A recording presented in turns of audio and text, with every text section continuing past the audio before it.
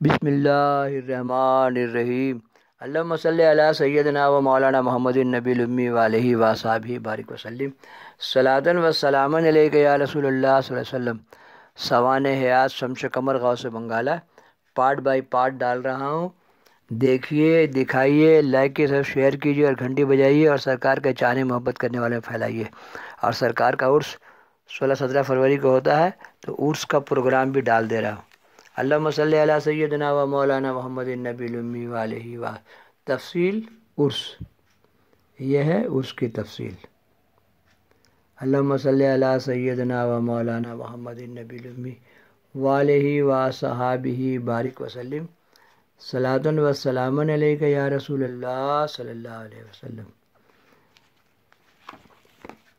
Part 137، صفحہ 269، حضور غوث بنگالہ کا چہلم 40واں۔ منیر میاں کے نظر بے اثر میں نادر اور نایاب تبرکات کی چندہ قدر و قیمت نہیں تھی، اس لیے انہوں نے جو مانگا وہ اس کے حوالے کیا، اور ان کو تو زیادہ تر زر و نقش سے کام تھا جس میں وہ پوری طرح کامیاب ہو چکے تھے۔ حضرت قمر العارفین نے ان تبرکات کو جہاں تک ممکن ہوا یہ لطائف و حلہ لوگوں سے وصول کر کے محفوظ کر لیا، لوگوں کو پیسہ کوڑی دے دلا کے اس کو حاصل کیا۔ اعلیٰ حضرت غوث بنگالہ علیہ رحمہ اور رضوہ کے چہلم کی تیاری شروع کر دی، اور دور دراز علاقے سے اس مجلس خیر کی شرکت کے لیے مریدین، متصلین و متقدین اور عام مسلمانوں کی آمد شروع ہو گئی۔ مزار شریف کے ارد گرد افتادہ نشیب و فراز زمین کو ہموار کر کے بانس کی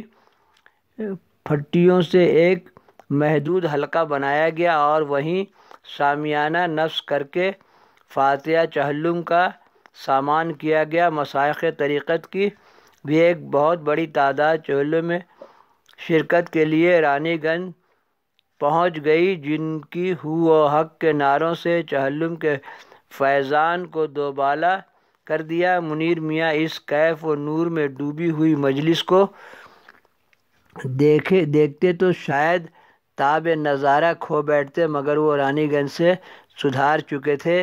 ان کے بعض چیلے چپیڑے اس روحانی جشن حسرت سے علیحدہ تھے، جو اس غیر معمولی انتظامات کو دیکھ کر دنگ رہ گئے۔ اپنی ناکردنی کے باعث نہ تو اس میں شرکت کی ہمت تھی اور نہ ہی بالکل علیحدہ رہنے کی طاقت۔ بالا آخر علیحدہ چہلم کی ٹھانی۔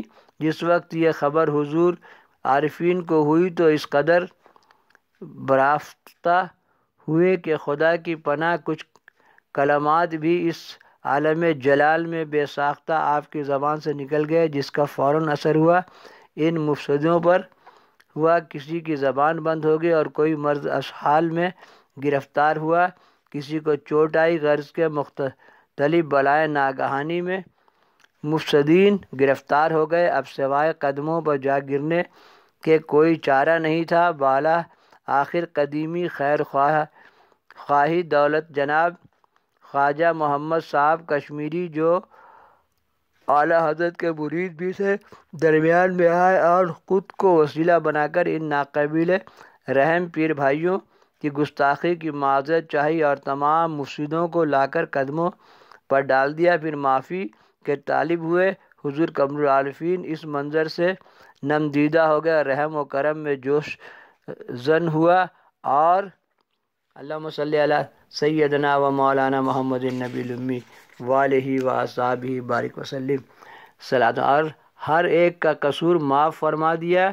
محدود چند لوگ ایسے رہ گئے جو موافقت و مخالفت سے بے نیاز ہو کر کنارہ کش رہنے میں اپنی عافیت سمجھی۔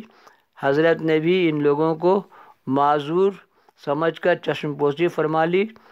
فاتحہ چہلم کی تقریبات نہایت شاندار ماحول میں انجام پایا، اور شرکائے خاص و عام بھی مسعود و فیض و برکات روحانی سے مالا مال ہو کر لوٹے۔ اللہم صلی علی سیدنا و مولانا محمد النبی الامی و علیہ و صحابہ بارک وسلم صلاۃ و سلاما علیک یا رسول اللہ صلی اللہ علیہ وسلم۔